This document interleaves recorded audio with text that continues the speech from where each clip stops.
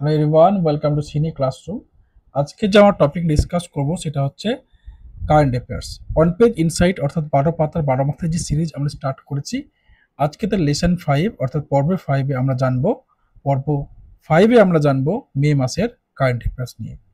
আমরা তোমাদের যে ওয়ান পেজের যে কারেন্ট অ্যাফেয়ার্স প্রোভাইড করে থাকি সেটা পেতে গেলে অবশ্যই তোমাদের ডাউনলোড করতে হবে সিনি ক্লাসরুম অ্যাপ।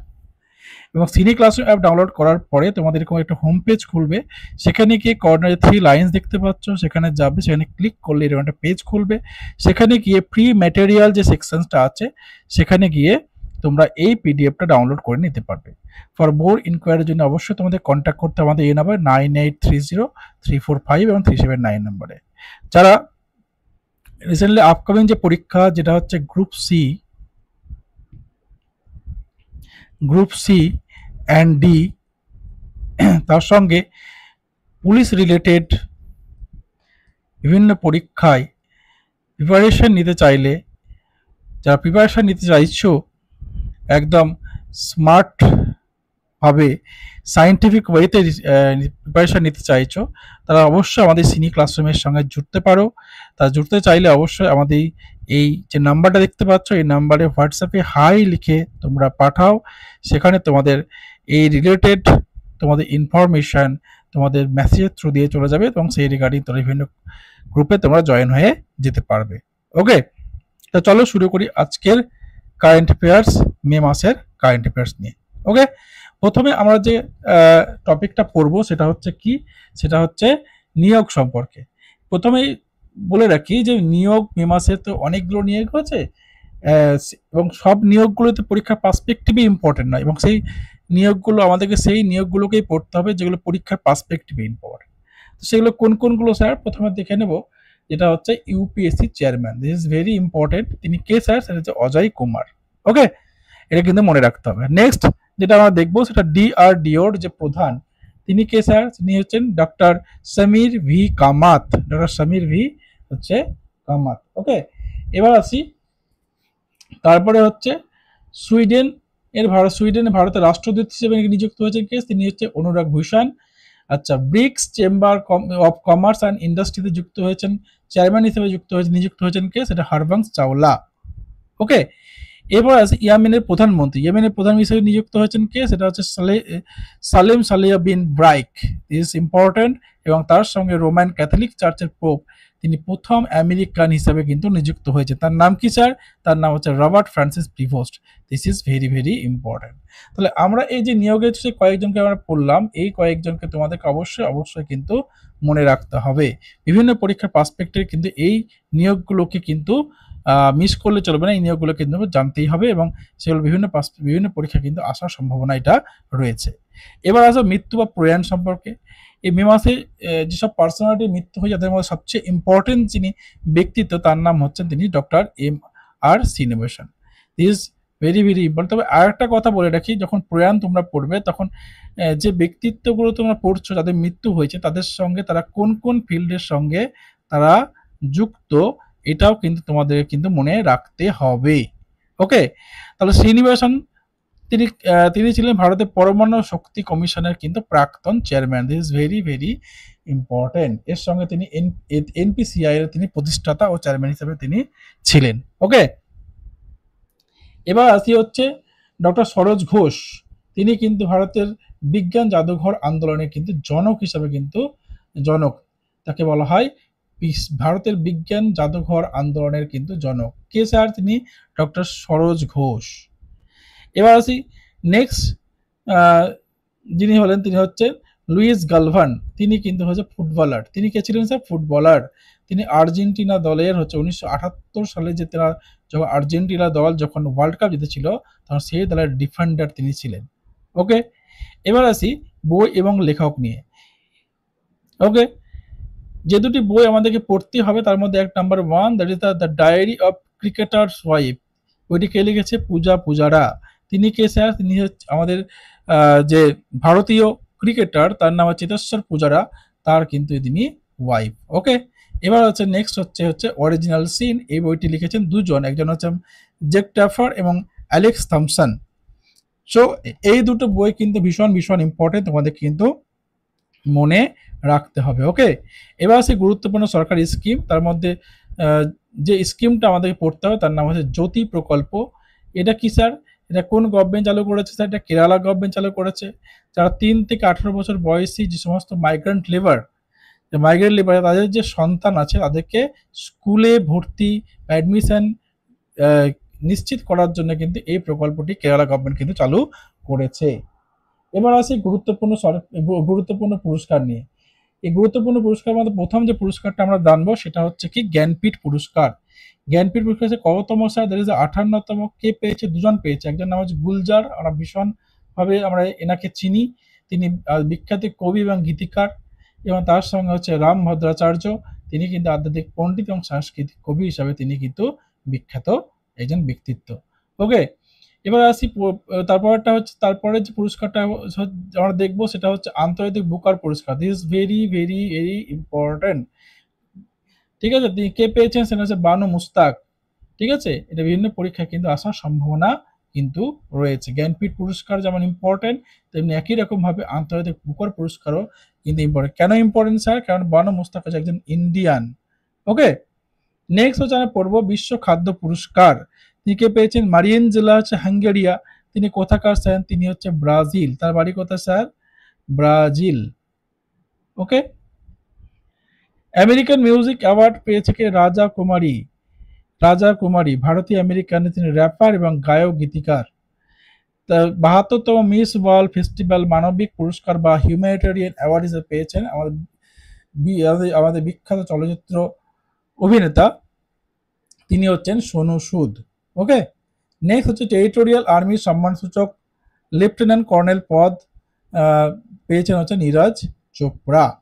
এবার আসি আমরা খেলাধুলার খবরে, এবং খেলাধুলার খবরের মধ্যে প্রথম যে খবরটা আমরা জানবো সেটা হচ্ছে কি এশিয়ান গেমস 2026 সালে যে এশিয়ান গেমস অনুষ্ঠিত হবে সেখানে ক্রিকেটকে কিন্তু অন্তর্ভুক্ত করা হয়েছে। বিডব্লিউএফ সুধীরমান কাপ জিতেছে কে এবার? সেটা চীন দক্ষিণ কোরিয়াকে হারিয়ে। কলিঙ্গ সুপার কাপ জিতেছে হচ্ছে গোয়া।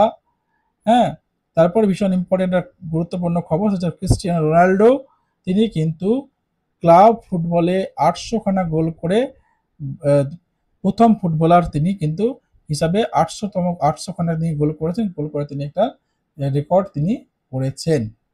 জো রুট, তিনি টেস্ট ক্রিকেটে দ্রুততম ক্রিকেট হিসেবে 13,000 রান তিনি কিন্তু সম্পূর্ণ করেছেন। উয়েফা মহিলা চ্যাম্পিয়নশিপ লিগ জিতেছে আর্সেনাল। কে জিতেছে স্যার? আর্সেনাল। কাকে হারিয়ে? বার্সেলোনাকে হারিয়ে তারা জিতেছে।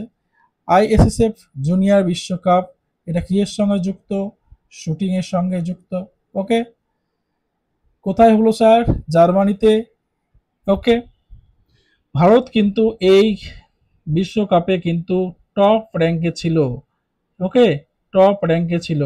3টি সোনা, 4টি রূপা এবং 4টি হচ্ছে ব্রোঞ্জ তারা জিতেছে। ওকে, তার টোটাল পদকের সংখ্যা হচ্ছে 11টি। এর সঙ্গে আমাদের কিন্তু যে জিনিসটা জানতে হবে সেটা হচ্ছে স্বর্ণপদক বিজয়ীদের যে 3জন যে স্বর্ণপদক বিজয়ী, যারা স্বর্ণপদক পেয়েছে তাদের নাম কিন্তু জেনে রাখাটা ভালো। ওকে, প্রথম হচ্ছে সম্ভাবী শ্রাবণ ক্ষীরসাগর, তিনি মহিলাদের 10 মিটার এয়ার রাইফেলে তিনি স্বর্ণপদক পেয়েছেন। কনক বুধবার, তিনি কিন্তু 10 মিটার রাইফেলে, মহিলা 10 মিটার রাইফেলে তিনিও কিন্তু এয়ার পিস্তলে তিনি কিন্তু স্বর্ণপদক পেয়েছে। এবং তেজস্বিনী মহিলাদের 25 মিটার পিস্তলের ক্ষেত্রে তিনি কিন্তু স্বর্ণপদক পেয়েছেন।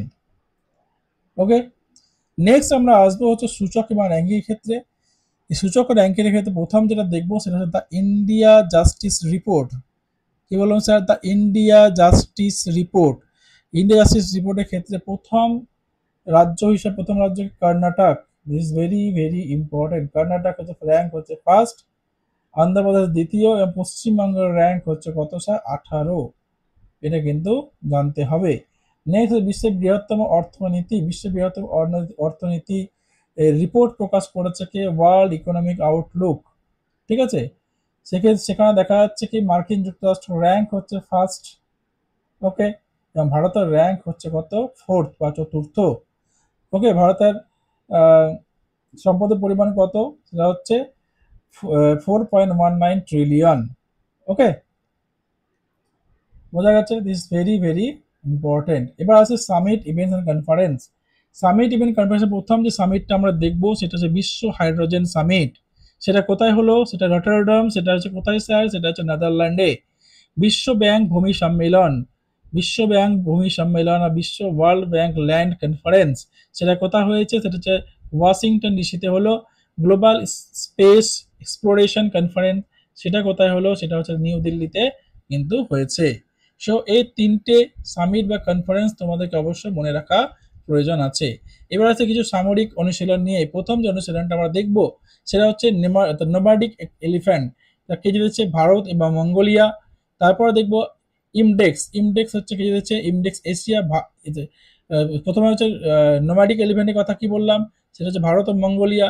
তারপর হচ্ছে ইমডেক্স যে সামরিক অনুশীলন ইমডেক্স এশিয়া, সেটা কার সঙ্গে হলো?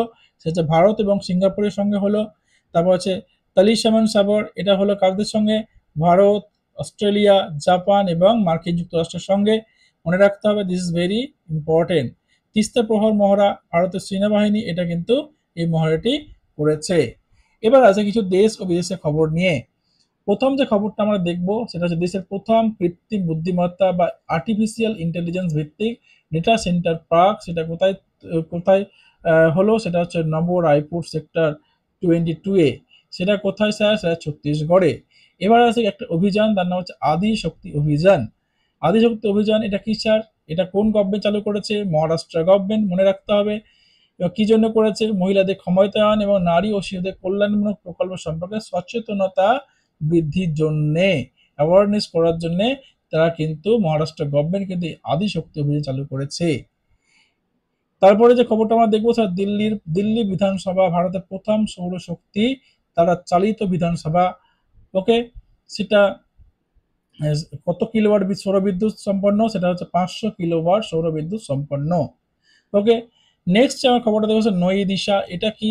নই দিশা হচ্ছে দিল্লি পুলিশ চালু করেছে যারা স্কুল ড্রপ আউট, যারা স্কুল ড্রপ আউট, যারা স্কুল থেকে যারা মাঝপথে ছেড়ে দিয়েছে তাদেরকে নতুন করে আবার শিক্ষায় পুনরায় যোগদান করার জন্য এই নই দিশা উদ্যোগ চালু করেছে দিল্লি পুলিশ।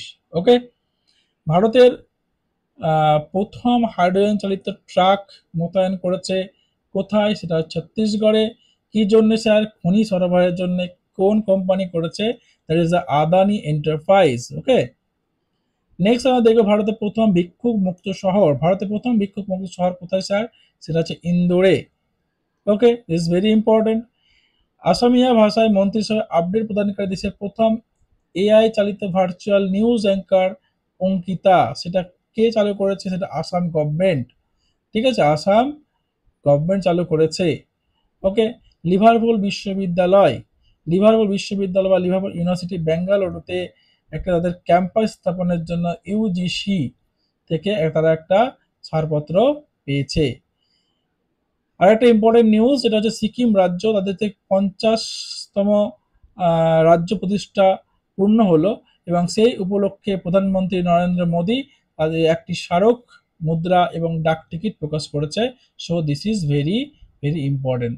তাহলে সিকিমের কতম রাজ্য প্রতিষ্ঠা দিবস হলো? 50তম, এবং সেই উপলক্ষে কি হলো?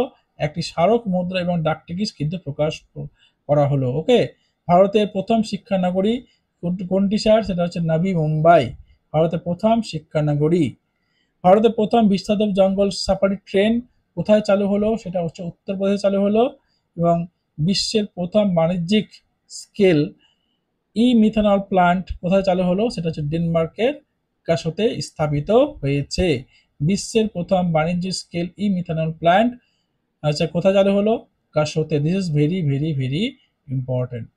এবার তোমাদেরকে বলি, যারা গ্রুপ সি অ্যান্ড ডি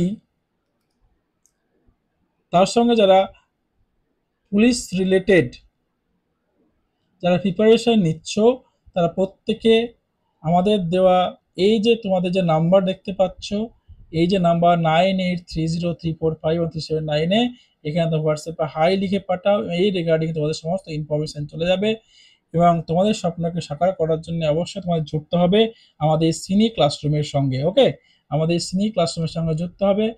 তোমাদের সায়েন্টিফিক ওয়েতে আমাদের এখানে তোমাদের প্রিপেয়ার করানো হয়। তো সুতরাং তোমাদের স্বপ্নকে সত্যি করতে অবশ্যই তোমাদের এই সিনি ক্লাসরুমের সঙ্গে জুড়তে হবে।